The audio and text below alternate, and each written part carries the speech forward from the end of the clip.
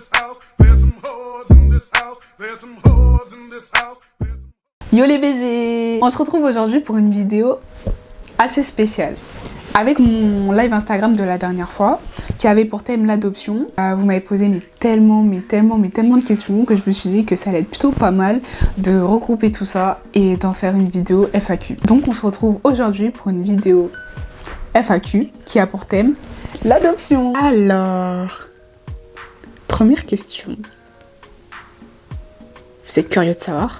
Ouais bon, ça va pas le faire si j'ouvre les fichiers. Tu es de quelle origine? D'après vous, je suis de quelle origine? Mettez pause là et marquez en commentaire. Parce que j'ai trop des réponses farfelues des fois. En fait, bon, ce qui est évident avec mon teint, c'est qu'on me prend souvent pour une ivoirienne, puisque je suis assez foncée. Mais les gars, vous abusez, hein. Des fois, j'entends des haïtiens, enfin haïtiennes, des trucs antillaises. Est-ce que Deux secondes. Est-ce que je ressemble à une antillaise, s'il vous plaît? Est-ce que je ressemble à une haïtienne? S'il vous plaît. Restez un minimum concentré. Anyway, là, vous êtes revenus sur la vidéo. Je suis togolaise. Oui, je suis foncée pour une togolaise. Il y a une grande partie de la population togolaise qui est aussi foncée que moi, voire même plus.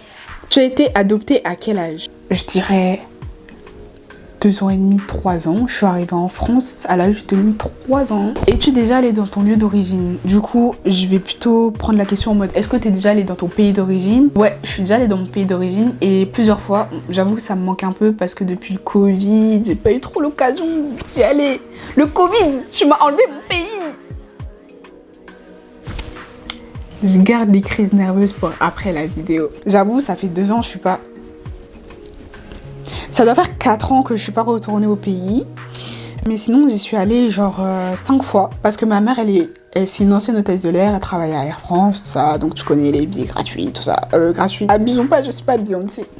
Les billets genre moins chers, surclassement, classe affaires, foie gras, tu connais. Je vois des gens en commentaire, ouais, la go a fait trop la meuf. Est-ce que ça se passe bien?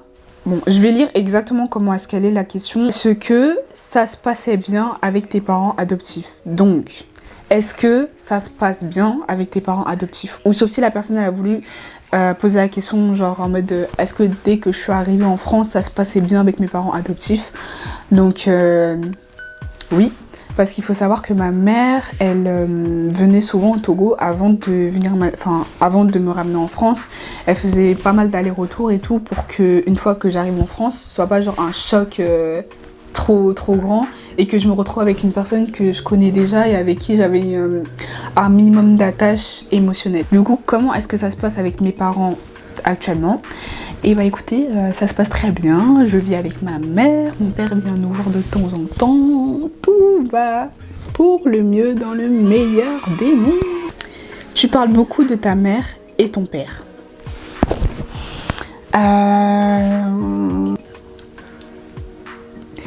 Alors, j'avoue qu'au début, genre primaire, collège, je parlais pas de mon père parce que j'ai été adoptée que par ma mère.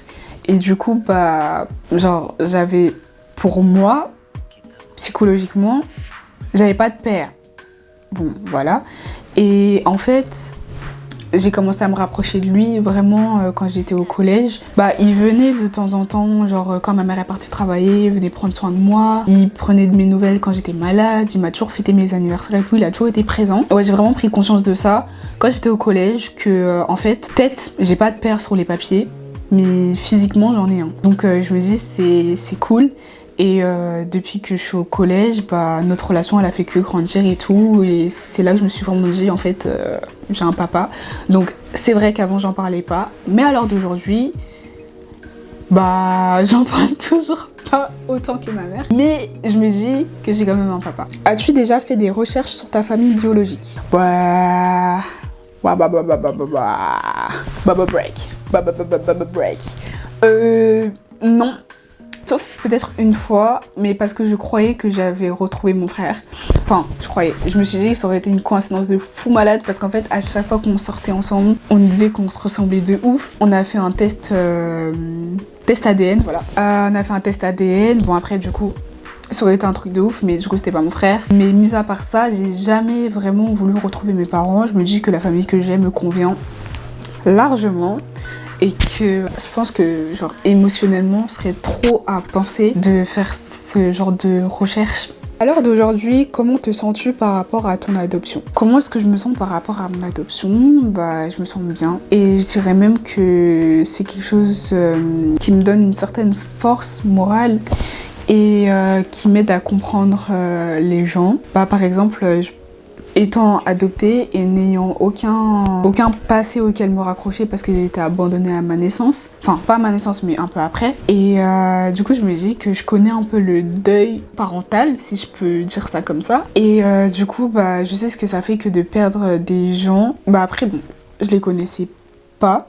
Du coup, ça a été un peu moins dur que pour d'autres personnes qui connaissaient vraiment leurs parents et tout. Mais je sais ce que ça fait que de perdre quelqu'un. Et ouais, c'est chaud parce que du coup tu commences ta vie sur un deuil et c'est ça qui m'a vachement perturbée quand j'étais petite. Je pleurais beaucoup, genre je savais pas vraiment pourquoi et en fait plus le temps passe, plus je me dis qu'en fait c'était pour ça parce qu'en fait j'étais en train de faire le deuil de ma famille que j'ai certes jamais connue, mais quand même ça reste une famille biologique. Après, le côté un peu plus positif, parce que là j'avoue c'était archi bresson tout ça, mais côté un peu plus positif, j'avoue moi c'était un peu une bandit. Genre j'étais dans le métro avec ma mère, on voit une petite fille noire avec une maman blanche, les gens ils te regardent comme ça. Genre dans leur tête c'est le dawa, genre ils ont pas l'habitude. Mais en fait bah ouais les gars, ça existe. Avant moi je les regardais comme ça. En mode tu veux quoi? Et en fait je me dis mais j'ai pas besoin d'être aussi agressive, c'est pas grave. Moi j'assume le fait d'avoir une maman blanche qui m'aime comme si elle m'avait faite. Donc à l'heure d'aujourd'hui, je me sens très bien avec ça et je me dis que bah, c'est limite une force et parce que bah du coup c'est quelque chose de différent. Tout le monde n'a pas été adopté et je fais de ma différence une force. Ça t'est jamais venu à l'esprit d'écrire un livre sur ton adoption? Peut-être que si. Mais je vais pas trop parler de tout ça parce que je suis déjà danseuse, actrice, modèle photo. Je fais déjà beaucoup de choses. J'aime aussi énormément la couture, je fais du roller dance, etc. Donc l'écriture d'un livre, je me dis que si un jour je dois sortir un livre, ça se fera. Mais je préfère pas dire en mode ouais c'est sûr je vais écrire un livre et tout parce que bah j'ai déjà énormément de projets et c'est peut-être pas le moment pour écrire un livre. Peut-être que je le fais, peut-être que je le fais pas. Suspense, haha. Je suis malade. Si un jour je sors un livre, vous aurez de mes nouvelles, vous inquiétez pas. Et voilà. Voilà, c'est la fin de la vidéo. J'espère que ça vous a plu. Moi, j'avoue, ça m'a fait un peu bizarre parce que bon, parler d'un sujet aussi personnel devant des personnes que je ne connais pas, bah c'est un peu bizarre. Surtout que je sais pas du tout qui va tomber sur ma vidéo. Donc, s'il y a des personnes adoptées qui tombent sur la vidéo, bah vous pouvez poser un maximum de questions en commentaire.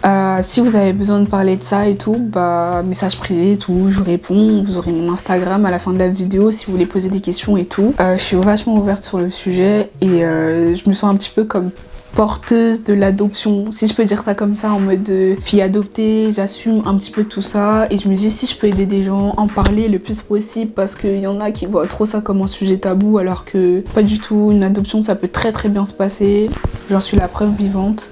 Donc voilà, si je peux apporter mon aide, I'm here. Et bien sûr, on se retrouve pour la prochaine partie de la vidéo.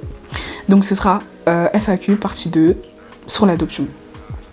Aussi simple que ça en fait. Donc voilà, j'espère que ça vous a plu. N'hésitez pas à lâcher un max de likes, de commentaires, de partager un maximum parce que sans vous, je ne suis rien. Et voilà, j'espère que ma tenue vous a plu. Oula, sans trop scandalise et tout. So, je vous check. Gros bisous et à plus.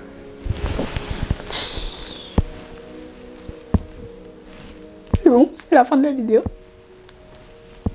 C'est bon, c'est fini. C'est fini.